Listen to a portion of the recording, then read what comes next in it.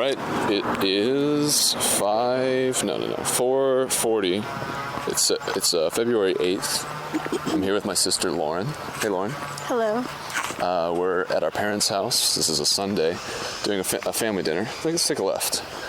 And I thought it'd be nice, Lauren, if you accompanied me for my first clip of this week's edition of Jesus Joy.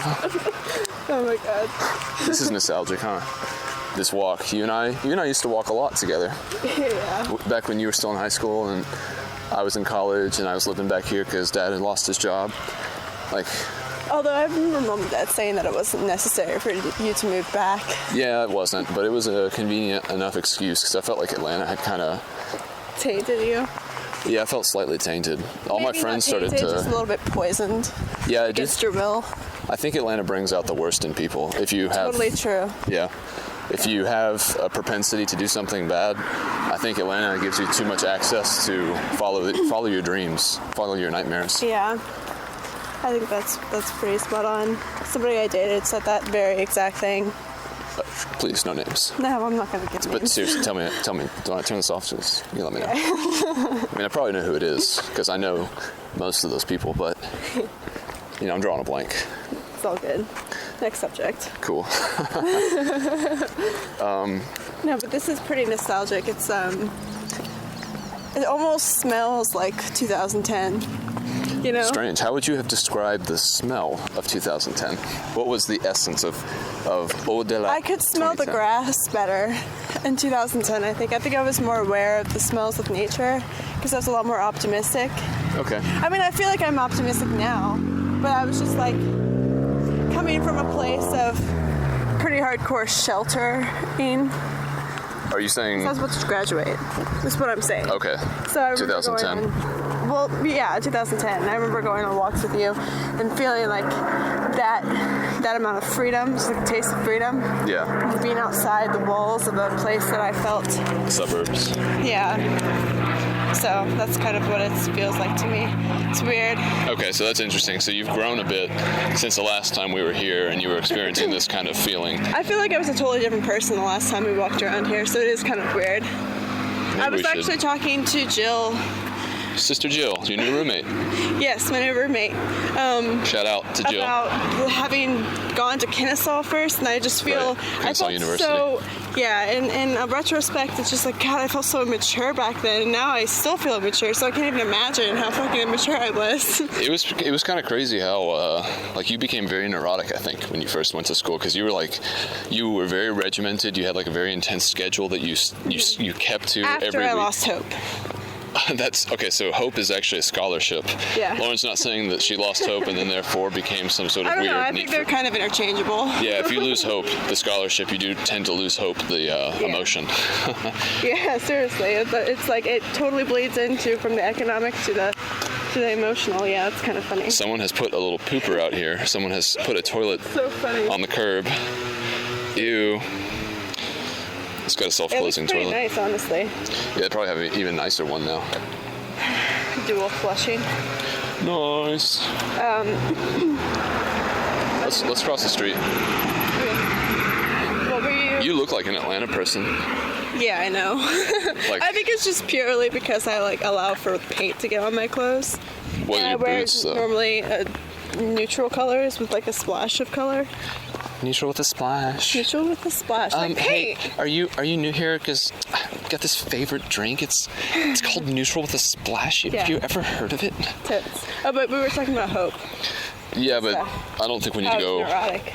Well, yeah, you were kind of neurotic. Again, you would. I remember you used to clean your apartment on a specific schedule, and I just felt like you were you were maybe so afraid of losing control that you. I think control issues is a theme among our family. Yeah, probably, but not our dad.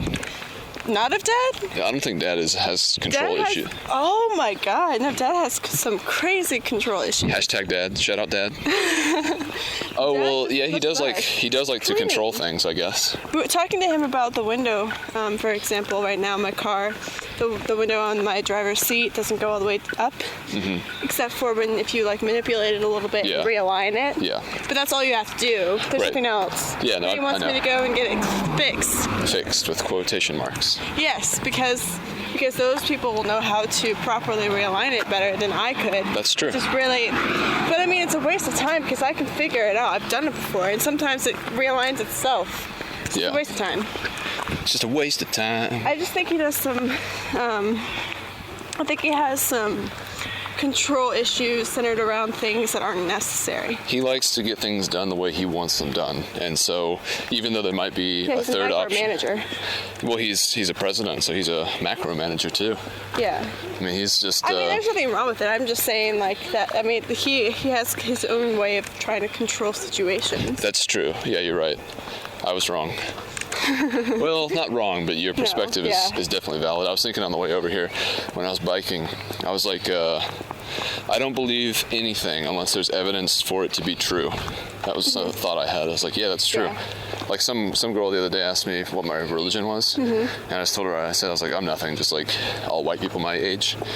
And I think that there's a debate that extends that claim that where you would ask one, well, what qualifies as like a factual source? Like some people might believe that, feelings, intuitive feelings based on just like how they're perceiving something that feels right. Intuition. Right. It's hard you can't measure intuition. I'm referring to evidence in the scientific methods sense of evidence. I know what you're referring to, and I think that's definitely something that has to be weighed out, but I think it's part of the equation. Interesting that you say weighed out and then equation, which are both things that you do in the scientific method to figure out truths. Exactly. Well, I think life is a scientific method. I'm not saying that it's not. Is that your upcoming hip hop album? Life is the scientific method? I did write a rap. Let's hear it. I don't know it. I don't know it by heart. Oh, then sounds like you forgot a rap rather than wrote one. I wrote it. Okay. Hey, this isn't Burger King, but you can have it your way. Thanks. Gotta love the fast food references. Yeah. Yeah, Lilburn. It's always weird coming through here because it's. Most recently today, I was thinking also about how it'd be interesting to go to my 10th high school, like graduation, or what is it called? What are those things? Reunion, yes. Your 10th graduation. The 10th time I graduate from high school. Oh, really depressing. That would be. Yeah, so I would be 28 if it took 10 times. But you did it. I did it. 10 times. Okay. But it'd be really interesting to go. I think I would be interested in going to my reunion because I would show up on my bike just like that, and I would automatically feel like kind of cool. Or at least I would feel. Have an inflated ego. Yeah, I'd show up and get off my bike really stylishly and be like, fuck it. And like everyone's like, what's funny is that I know that you genuinely feel this way. Well, I would do it even if I didn't get to narrate it, but I would feel a lot more confident. You would be able to narrate. It would just be really interesting to see all those people now that we're all on our own in varying degrees, and then like interact with them, but not necessarily feel nervous or awkward because I feel like things have gotten better since then. So it's just like, hey, it's rising tide lifts all boats. We're all people now, and we respect that. And whatever stupid stuff was going on during high school, who cares? We have a relationship, and now that we're out in the real world, we understand that strangers outnumber those who are closest to us. So it's like we have this commonality, and we realize that our relationships in high school, though they were sort of maybe trivial at the time, they're still a lot deeper than we have with most people who we interact with on a day-to-day basis. I think that's true just for anybody that you are given the privilege to know for a long period of time. Like there are some people who have to change schools, who had to change schools multiple times. That's sad. High school.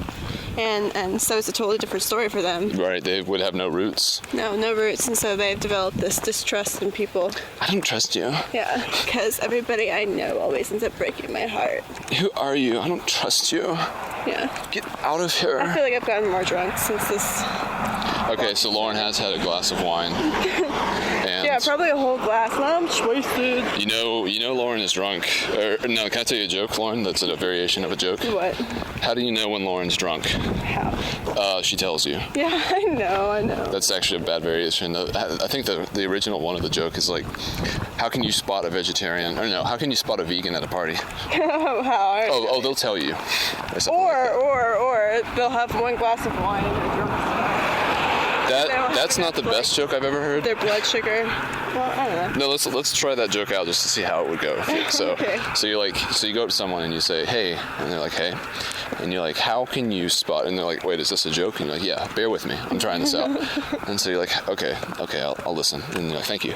And then so you start over. You're like, how do you tell a vegan at a party? How do you tell if someone is a vegan at a party? And the guy's like, I'm not really quite sure. And then you go, well, it's because they had one glass of wine and got drunk as fuck because their blood sugar is low because they don't eat a lot of things that are bad for you. And then the guy's like, well, that's a very factual statement. So it's no longer a joke. It's just informative. It's just like information. It's like this weird thing. Yeah, this weird thing you just like forced on someone. Social cues. Yeah. This is how you can understand whether or not you're dealing with a vegan. They're like, oh, you guys want to go to They're McDonald's? overly sensitive. Oh, when you bring out the bag of potato chips, Yeah. they start to have higher heart rates. Yeah, start sweating a little bit, and you go to the gas station, and they're like, hey, I'm kind of hungry. I'm gonna get something here. You want anything? Turkey. And the guy's like, oh, you're gonna get food here? Man, you know this is a gas station, right? Like they don't really serve like, real food. Real like food. Non-GMO, free range, something. I'm kind of living paleo right now. Yeah. Kind of feeling paleo. Like, I don't know, man. My ancestors, man. That's all you, period. Yeah, just exactly. in the sentence. That's all they say. Say no more. Like peyote, just like start just throwing out different sort of like spiritually affiliated words. Seance. Yeah. Shaman. Exactly. Like namaste or Namaste. namaste. I mean, What that was an intentional mistake. What the rednecks say at yoga practice. What? Namaste. Namaste. Namaste. Gonna leave? Namaste. Yeah, that's what the redneck said when he was asked to leave the yoga practice. Namaste. Shout out to Jake and Jake. Thank you, Jack and Jake, for telling me that joke. Me and Delane have been listening to Jake's American Fuck like nonstop, and Really? just talking about how wonderful, or not wonderful is too flimsy of a word. Just like These are 1950s. He's the voice of our generation. Jake is? Oh yeah, his rap style is so unique. It's so like, Stepdaddy's my favorite. Stepdaddy. Inside joke, I guess, between you No, and he? that's a song. I know. Okay. I was just joking.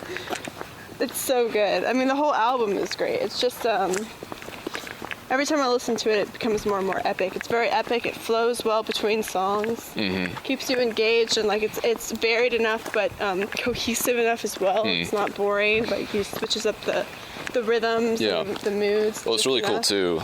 He makes all the beats and all the lyrics. Like, although I know that he got some different samples. Yeah, but it's a mixtape, so right. That's what it is. I noticed that Andrew Roos produced one of his songs. I can't remember which one it is, but yeah, I guess he did make beats. I forgot about that. Man, I wonder if that's recent. Then. Abomination. Abomination? Maybe not. No, I thought that too, but oh, okay. It's Abomination with an A. Cool.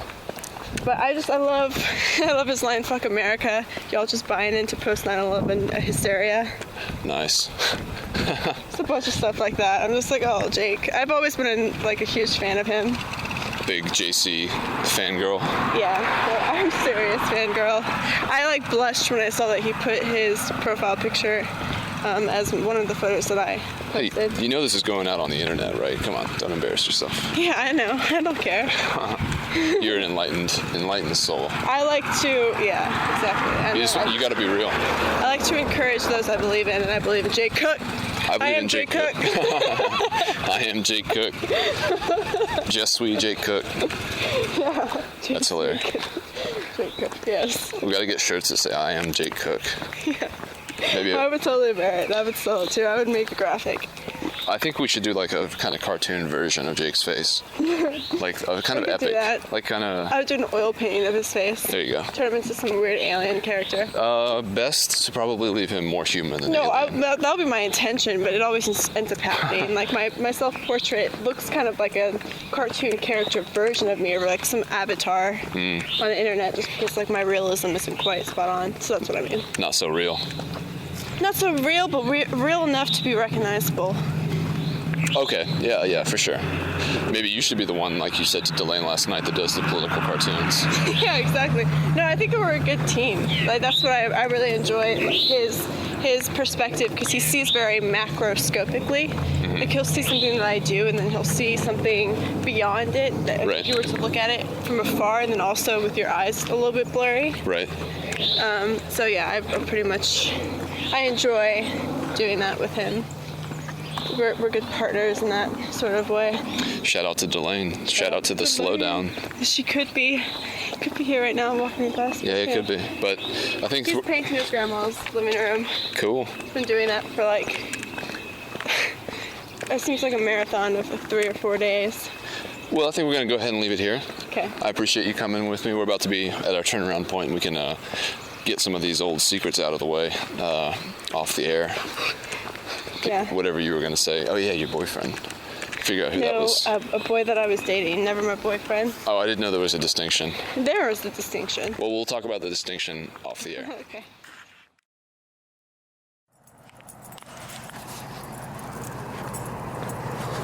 February 11th, 9:20. Dogs screaming bloody murder. Heading out with Charlie.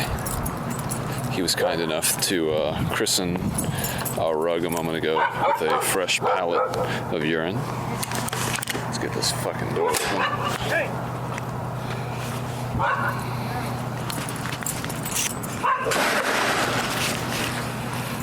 All right, so yeah, Charlie just peed all over the rug, which means he needs to go outside, or rather, it means he needed to go outside 10 minutes ago.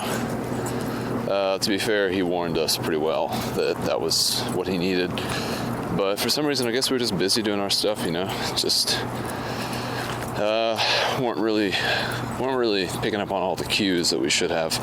Because Erica's trained him to go by the front door and ring some bells. I don't really know how she figured out how to do that, how to get him to be so obedient with his informing us to let us know that he needs to go to the bathroom. But somehow she managed to do that shortly after we got him. It's a Wednesday, by the way. Good boy, Char. More pee. I'm surprised.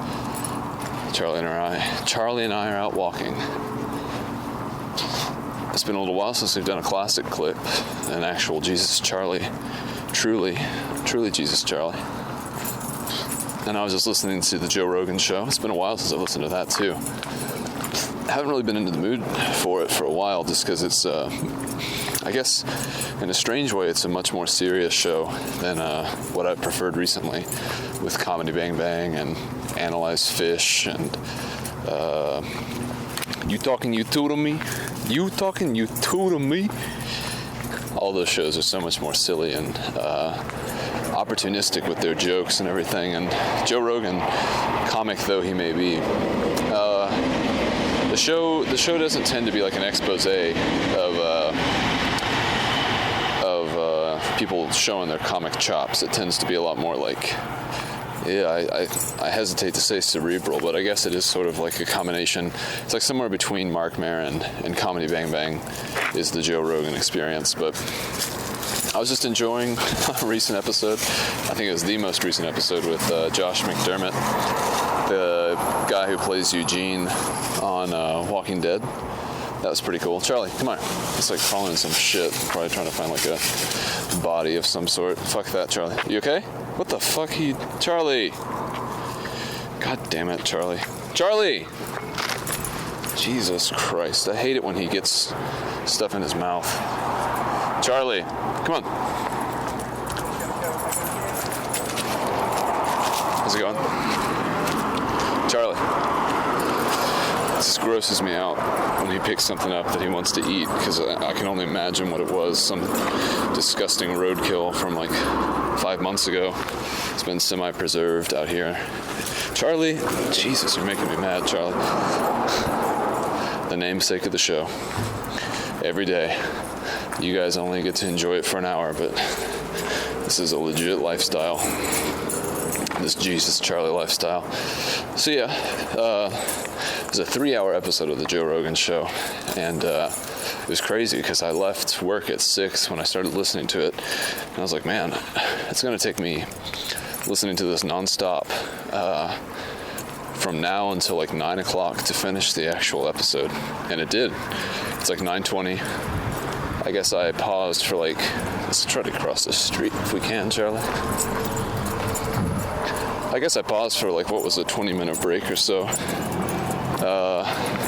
cumulatively. I don't know why I would have stopped it, but good interview, interesting. It's been a while again. It's been a while, and enjoyed that.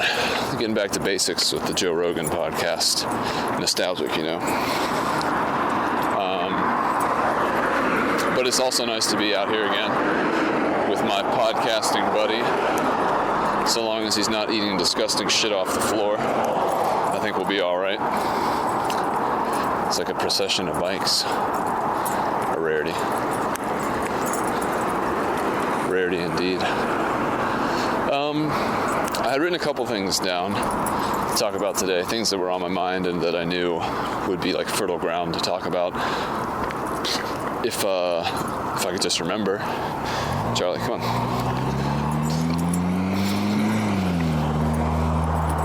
One of them was more of a in-depth recap of my family meal, my family dinner that I had on Sunday, which I guess the clip that comes before this one will feature my sister Lauren and I going for a brief walk, which I tried to make as comprehensible as possible. Like, one of the things I'm really striving to do, not just in this show, but in territories and as much as I can in Weekend Review, to try to make it cohesive, because like I really feel like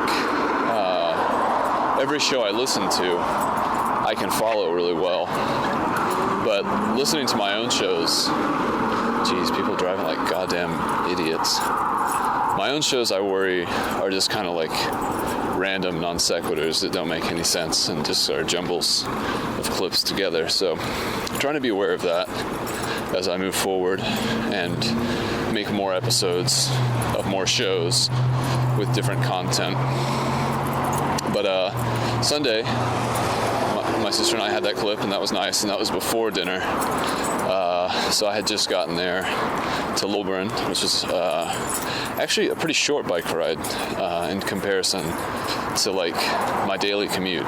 It actually, interestingly, is closer for me to bike to my parents' home in Lilburn, Georgia, from my current apartment than it is for me to go through my daily back and forths to and from the place that I work. So Lauren and I went for that walk, then we had the big dinner. It was just the four of us, no significant others at this one. And we haven't done that for a while. Haven't really seen each other since Christmas. And even on Christmas Day, as my mom pointed out, it was a pretty brief kind of exchange that we had. But one of the things that we had talked about during the dinner, one of the things that I kind of messed the vibe up for,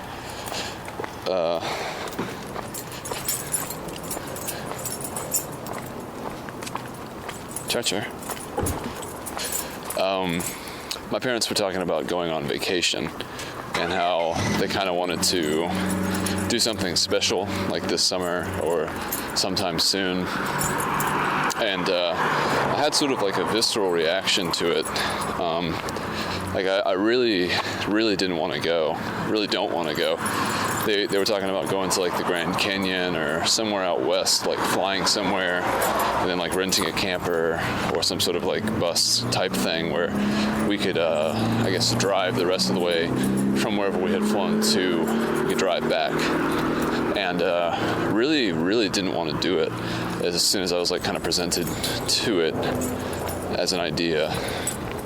It's kind of freaking me out. I don't really want to be flying anywhere right now with all the, not that there's like an abnormal amount of plane crashes or danger currently. I'm sure it's always around the same amount of, I guess, statistical probability that something bad will happen to a plane. But I really didn't want to chance my luck. There's also another opportunity that some old family friends invited me to. It's like this big bike ride in Iowa. And I don't really want to spend the money to go do it, and I don't really want to ask off the time either. But I also just don't really want to go. My natural visceral reaction is just to not want to go anywhere, and I kind of feel like that's. I don't know. I don't feel like I need that extra dose of novelty or excitement in my life right now. And as my sister pointed out, I am an adult now, so if I don't want to go, I obviously don't have to. But at the same time, there's that kind of guilty feeling that you're disappointing these people who want to spend time with you. And my sister, devil's advocate as she is, pointed out that I'd probably regret it when I'm older and we're all dying and everything. And I think about the time we could have spent together and elected not to. Thanks for that devil's advocacy, Lauren. But I don't know. It's just, I think I'm a pretty simple person in certain respects. And the idea of going out, having to like plan this big thing where you leave the familiar habits and things like I love taking time off work and being able to spend like my time how I wish, but I don't necessarily like going places or doing things that cost money. Kind of a miser in that respect, I guess. And I feel bad for Erica sometimes being with me, having that be my proclivity to not want to do anything. I feel like there's like a second rush hour right now. I feel like there's a billion people going around me, even though it's like almost 10 o'clock at night. It seems like, I don't know, the stragglers are getting home now. So that was kind of a sour note, because as soon as I said so viscerally that I really didn't want to go on the vacation, my mom kind of clammed up, and the conversation kind of got noticeably more somber, I guess. Well, it's definitely not as lively. So I feel bad for them for that, but I don't think I'm going to budge in the way I feel, not without like having to compromise the way I feel. And I really don't want to. My thought about it was just like, let's do these kind of things. I wanted to say like, let's do these kind of things in 10 years.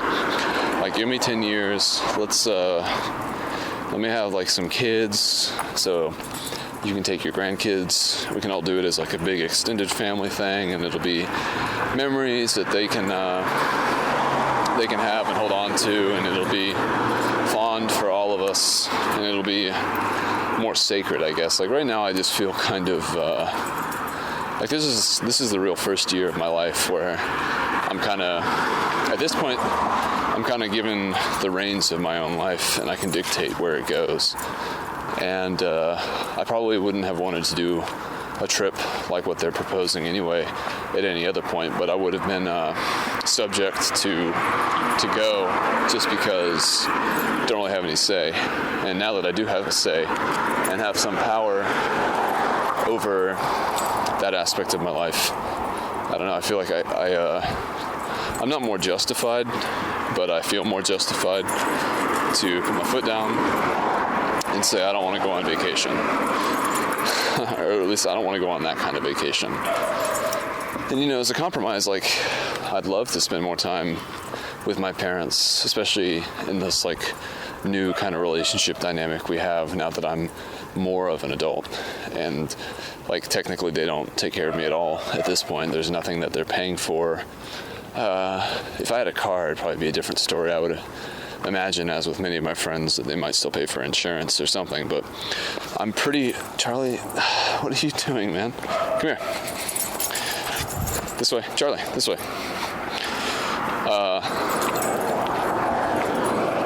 I don't remember exactly what I was saying. I think I was trying to make the point that if I had a car or something a little bit more expensive, some sort of a larger luxury item, my parents might still be helping me out in some way. But at this point, given the fact that I bike everywhere and pretty low maintenance, don't really like receiving things from others. I love spending time with the people that I love, but pretty simple. I'm simple, and as I said at dinner, I'm an insufferable asshole. Those are the two things about me. I'm pretty basic guy, and basic asshole. Just those are the guiding principles of my life at this point.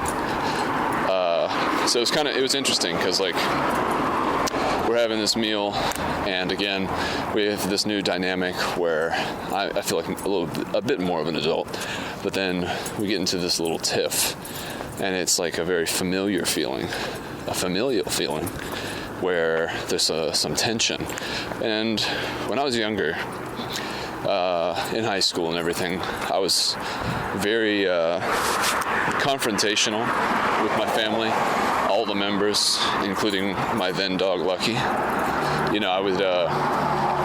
I would and still do to a large extent just grill people and just love to get in arguments, love to hear why people would say certain things, and just ask questions no matter what they are, and not be afraid to get a little bit of egg on my own face, but also not be afraid to kind of dig deep with somebody else. So that was a familiar kind of feeling. But also I would just like to deepen our relationship here in Atlanta. I mean, the ironic part of it is we'd be going on this expensive vacation so that we could spend time together in this new location that we've never been to as a family. But, for a fraction of the cost, why not just spend... Jesus, Charlie, Christ. Why not just spend more time together here when we're so close? It doesn't have to be a Herculean effort or some sort of a special time period where we all have to stop what we're doing and go somewhere. Maybe I just don't understand why it should be appealing or something. But an alternative that was thrown out was that the three of them would go to Hawaii, which my sister was really interested in. She's always been pretty interested in Hawaii. Our grandmother, my dad's mother, we called her Mame. She used to go to Hawaii every year. And it was kind of interesting, given how much of a part of her life Hawaii was. My sister and I have never been. I think Lauren would probably just fall in love if she went there. She would kind of probably not understand why she should return to such a bullshit place like Atlanta. So it's probably best that she goes there after she graduates in case she decides to stay. But, I definitely don't want to go to Hawaii. That would freak me out.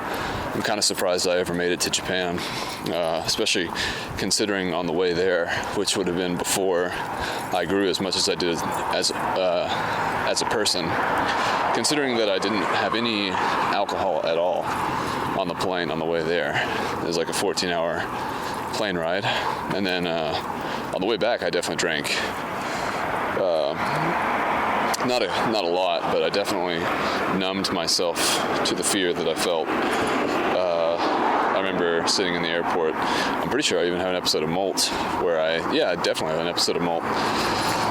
Just sitting at the airport bar, and I remember I had Japanese money, and it was about to become useless, so it was definitely burning a hole in my pocket. And I was like, as soon as I got to the airport, very, very sad feeling. I think I was like the second person in my dormitory to leave to go back to my actual country, which I remember the word for that. To go back to your home country is kikoku suru. And I think kikoku, is that right? Or is it kiku? I don't remember. It just means to do the home country trip, to do the home country trip, to go back to your home country, kikoku suru. So I was one of the first people to do that, and it was sad because being one of the first people to leave means that everyone gets to see you off, so you have to see everybody's face as they say goodbye. And I don't think I had drank anything before that point, like that day, the day that I was leaving. But as soon as I got to the airport, I was like, I need red wine, copious amounts. I was like in this weird kind of like dimly lit bar. There's a bunch of foreigners in it. I had probably $10 in my pocket, probably more than that. And just drank wine until my plane arrived. And I got wine on the plane. So I had like 3 glasses of wine, so getting close to having had a full bottle. And I remember watching Harry Potter on the plane, and I was sitting next to this Japanese woman, and she was older, probably close to double my age.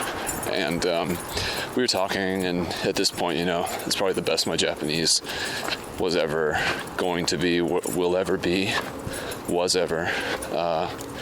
And so we were talking about the basic shit that people talk about. Charlie, come here.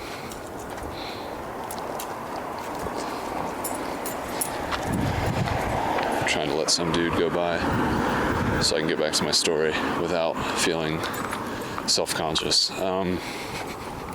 But I remember talking to this lady, and so she was asking me what university I was at, because I knew how to tell her that I was a foreign exchange student and that I was going back to America and how long I had been there, and etc., so on and so forth.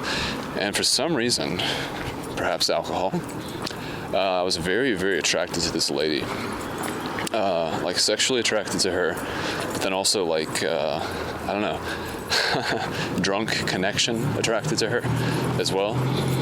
And so like, I don't know, it was kind of weird because like I guess maybe it was like the emotionality of the situation too, going back to the United States, saying goodbye to all my friends, being alone in the airport, being alone on the bus to the airport, being alone in the car ride, the sort of chauffeur ride to the airport, or to the bus stop that took me to the airport. A lot of loneliness, and then this person again speaking to me in Japanese, a language that I had come to love. And I don't know. I mean, I guess she was mildly attractive. I don't even really remember what she looked like, but I remember her presence. Like I remember on which side of the plane I sat. Like if you're looking straight ahead and the nose of the plane is in front of you, I was on like the left column of seats, far left, at the window seat. This lady was to my right. Pretty sure it was just a 2-seater. But yeah, that was like a very strange attraction, but it was very, very strong. So yeah, I guess that was like an emotional lurching or something, like just reaching out for another person. But I don't know why that comes to mind. That was quite a little Timbuktu journey to get from my family dinner last Sunday all the way to that remembrance of Japan. But anyway, that was that. I think I'll go ahead and end this clip here, and Charlie and I'll keep walking.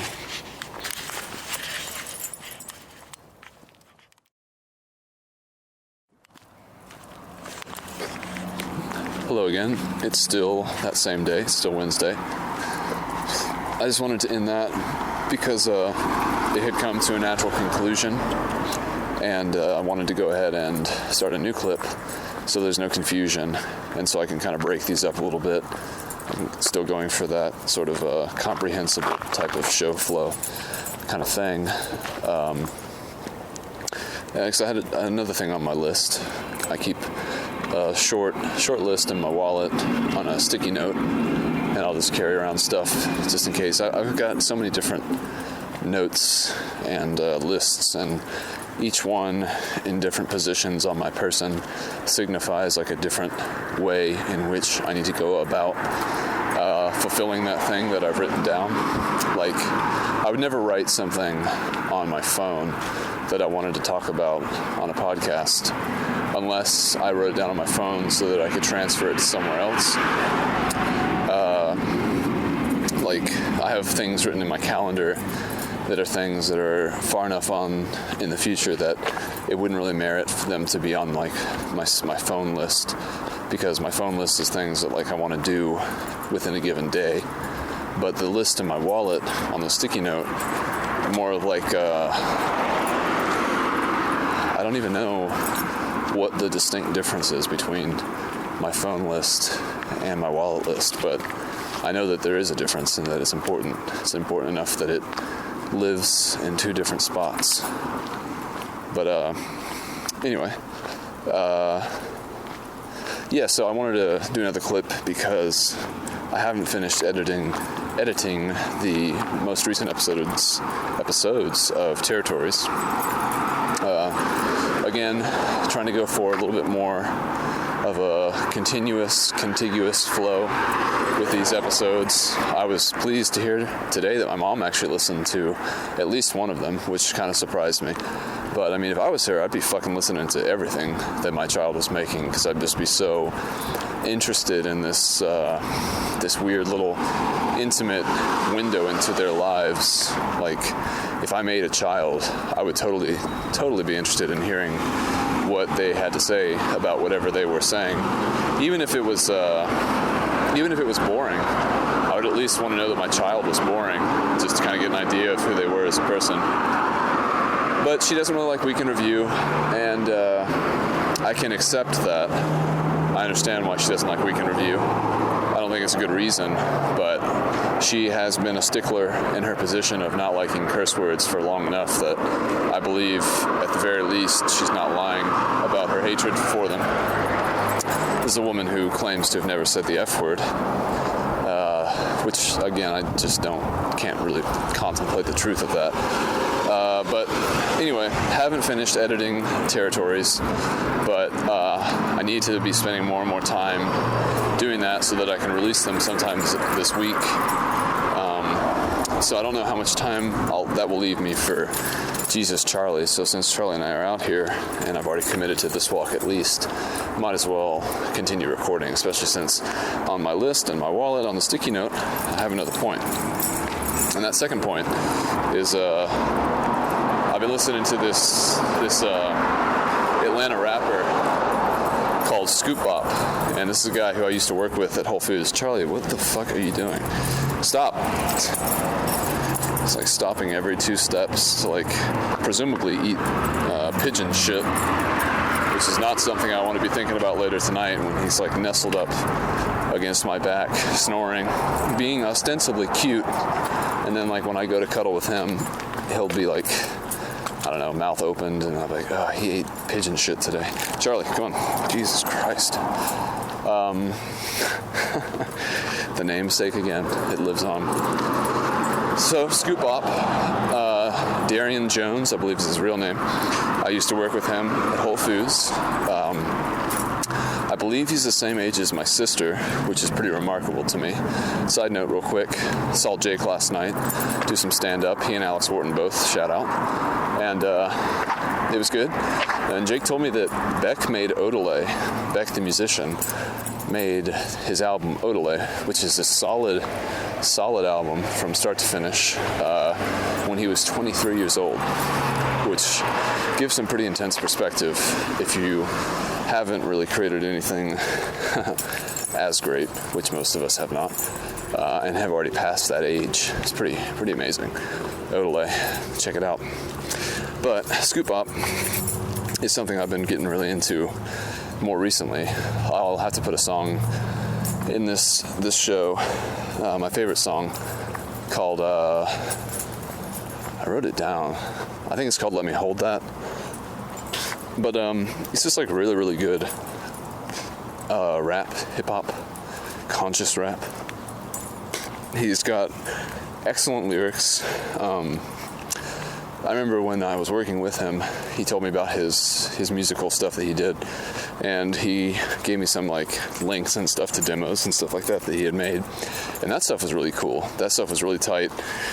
He's got an associate called Big Lean, and they're kind of like a crew. They're the Smack Boys, and they both record music together and separately, and I actually have a mixtape. That's another thing. My email. I treat email as well like a to-do list. In fact, I even have a to-do tab where I will put emails that need to be reviewed or have something done to them. I'll mark them as unread, put them in that little tab so I can see that there's something in there. Good boy, Char. Get your peas out. Big Lean, I've got a mixtape to download of his. Need to remember that because I have a very small amount of music right now and definitely wouldn't mind some more good hip hop. So this guy, Scoop Bop, has got this album called Smoke and Maintain, which from start to finish is really, really, really good. There are 2 songs that I had to remove from my own MP3 player because they're just like not very good to bike to. But as songs in and of themselves, they're really, really good. It's kind of, one of them is called Just for the Evening, I believe. And it's sort of like this free drums kind of, not even so much a song as like, it seems like more like a poem that he's reciting. And kind of reminiscent to me in terms of style of that CeeLo song, Sometimes, which actually I probably could bike to, but would be something like, I couldn't really listen to it that many times because it's sort of like an experience listening to that. It's like there's no real chorus to it. It's just more of like a really cool sounding vocal thing that's put to music that obviously took some thought. But Scoop Bop's really cool. I like his music because it's I don't know, I feel like the musical conventions, the actual beats and everything that he's rapping over are like things that would be on popular radio, and they're well crafted and they're really hooky and they're really like bass heavy, and there's a lot of cymbal like hi-hat work that's complex polyrhythms that are going sort of sometimes congruently with the vocals, sometimes not. But on top of that, instead of rapping about stupid bullshit that people probably would hear if they turned on the radio at any given point, he's talking more about like liberating your mind and how hard it is to be young and try to figure out your path in life, especially if you have like a passion, and your passion isn't necessarily something that you can like get a degree for and then succeed in. It's something that you kind of have to luck into or know people to facilitate your growth in. He's got so many great lines. Like his lyrics are just so on point and so tight. Like one that comes to mind that kind of plays off what I just said is I think this is a song, I think it's called Getting High, and he's talking about how that you have to play the game to be actually winning. And that kind of reminds me of like with Weekend Review, like I had done a bunch of stuff to try to get our show promoted. Like I was gearing up to, like, you might remember, make a bunch of stickers, distribute them. I had made a bunch of teaser clips to hopefully put on like social media sites to draw people in, just because it's like little, what Jake would call incidental bits. Just little bullshit things that we did, the songs that we made, small funny jokes or impressions, just to kind of try to pull people into it. And Jake got really kind of, not mad or really upset per se, but he didn't really want to pursue the show from that direction. But I think the quickest way to summarize the feeling that I had and the rationale that I had for wanting to do those little, I don't know, promotional type things for Weekend Review, I was kind of captured by that verse. Just, if you want to play the game, or you do have to play the game to actually win it. So like if we were to ever get seriously serious about podcasting, then we'd really have to kind of put ourselves out there a bit more. And like, I mean, we could record hundreds of episodes of Week in Review at this rate and have a listenership that's like never any larger than, I don't know, a few handfuls of people. And that's fine. And Jake may be okay with that as well. But I don't know, podcasting to me has been like so enriching, both creating, the process of creating, the actual doing of it, the editing, everything, but then also listening. Not usually to my own. I don't think I've ever made a podcast that I really felt like was on par with some of the great podcasts that I feel like I listen to, but that's always my aspiration, which maybe is a good thing, because then that means, I have something to strive for in this art form. But, if you're going to actually try to make it bigger than just a hobby, then that requires definitely some additional work. It's like that old adage, you have to spend money to make money, and that's definitely true. I remember when I was first looking for a job, when I graduated from Georgia State, I went out and bought a bunch of clothes, a bunch of like nicer work clothes from the Gap. I was gay and proud, and just felt like I had to make that investment in my wardrobe so that I could potentially get a job and make even more money. And it worked, interestingly. I mean, I got an internship at WABE, Atlanta's NPR station. And then shortly after that, I got my job where I work now. And been working there for going on 2 years, I guess, in next summer. So, that worked out. And I'm kind of tangenting away from Scoop Bop. But I don't know. I really enjoy that kind of rap music. It's like, I don't know. It reminds me of some of the beats of like, it's not Ghostface Killer, but who is that guy? He only recorded one album.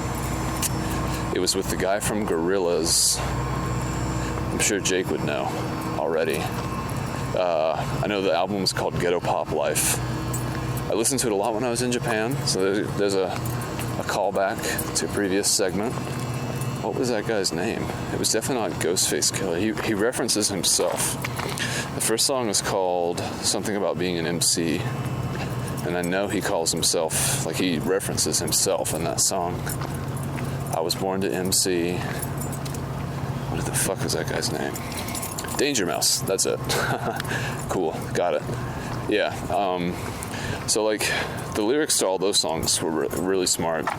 All the songs just kind of went above and beyond just being catchy, good, like rap songs. And listening to Scoop Bop, it's pretty heavy music. Again, like a lot of it's you can feel the frustration and you can hear sort of like the struggle that he's going through, and I really identify with that at my age. But I also like that he's got like a couple of more playful songs, like a song I think called Boogie, and that song is just like about going out and trying to find someone to have sex with and sort of having a good night, getting drunk and stuff. And I don't know, the album is very full spectrum. Like I think it's maybe 10 songs, and I would say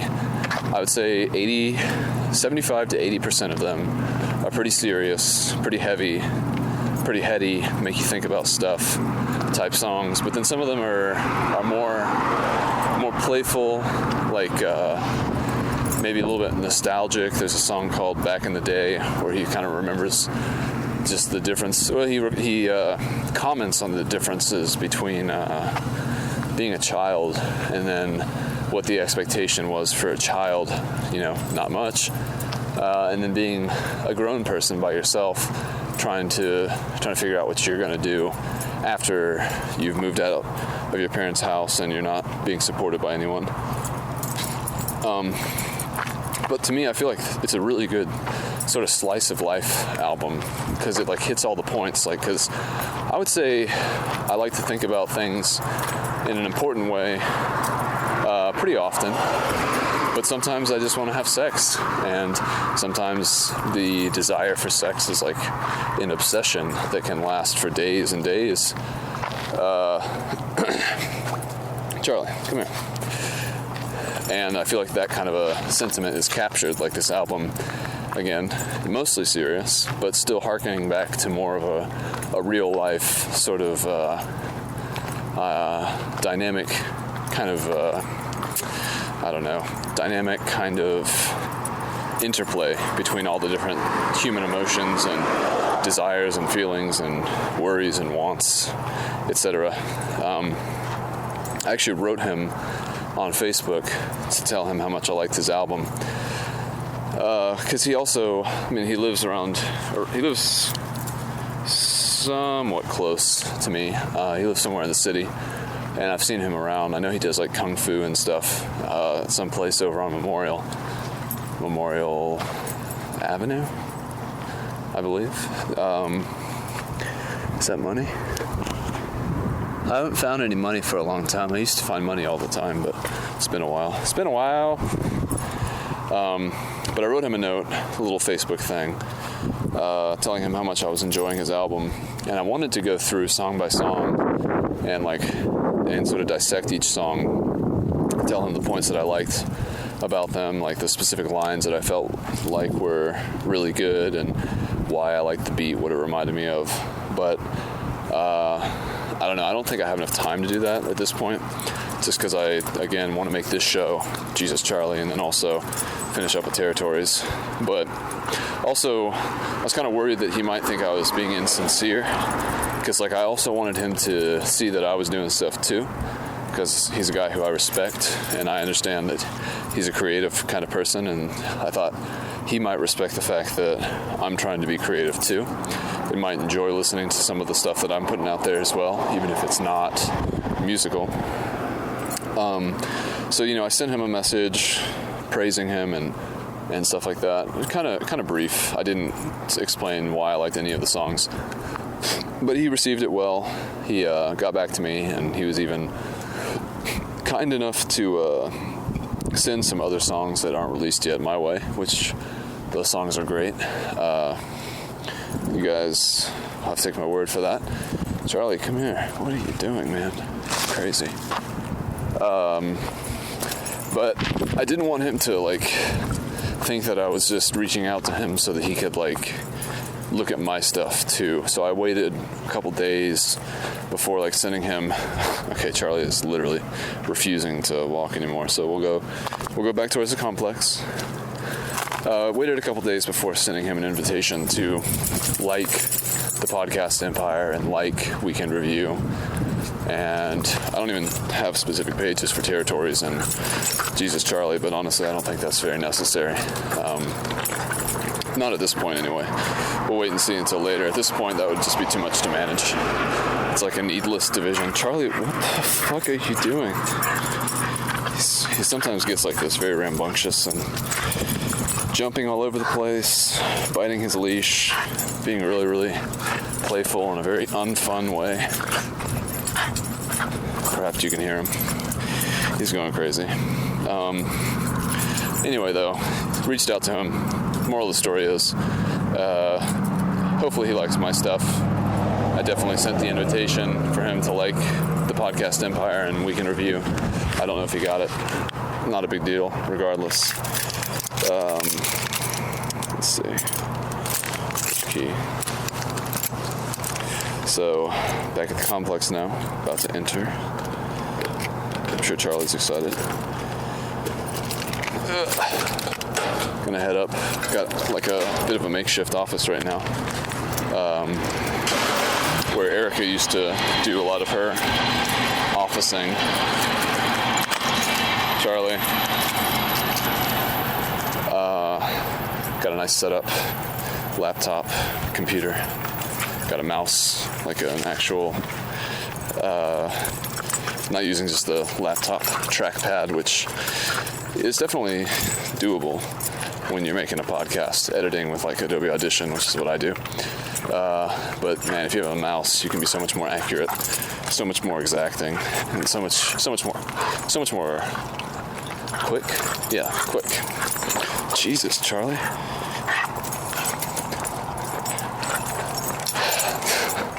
He's too energetic. I think we'll leave it here. There's not much more that can be done. Charlie, come on.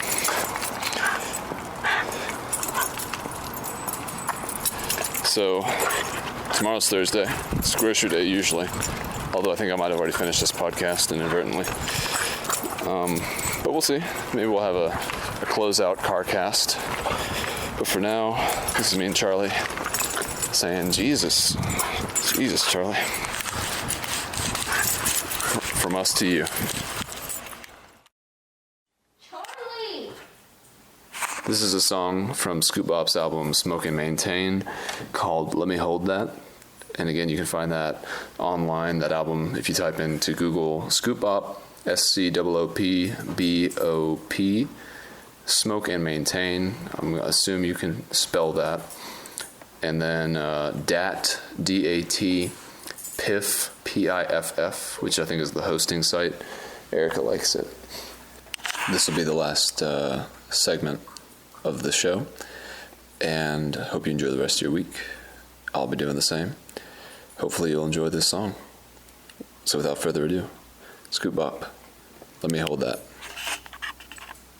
See you next week. Jesus, Charlie. Right, Charlie? Right, Charlie? Jesus, Charlie?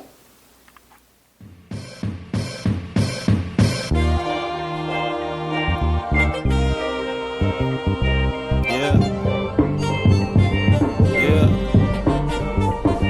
Hey. School by. Chill by. Let me hold that.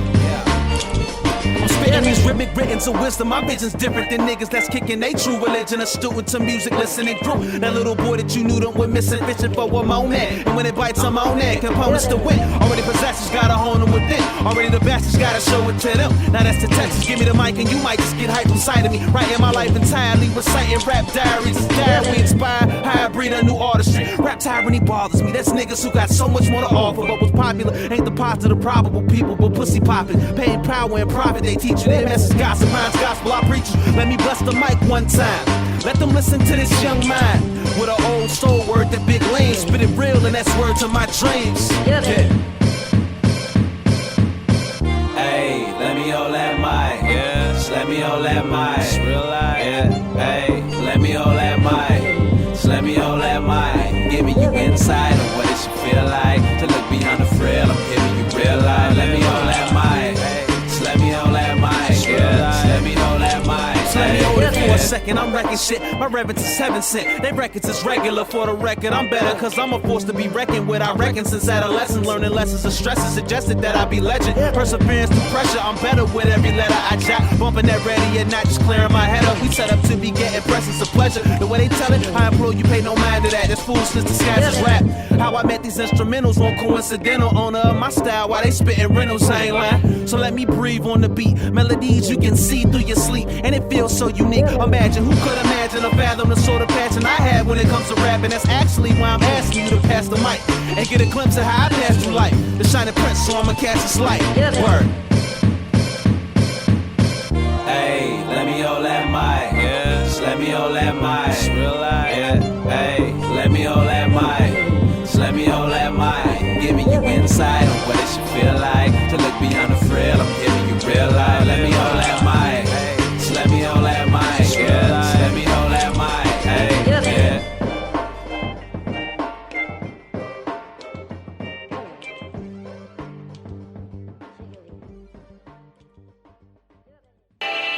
You've been listening to A production of the Podcast Empire. Spread the word.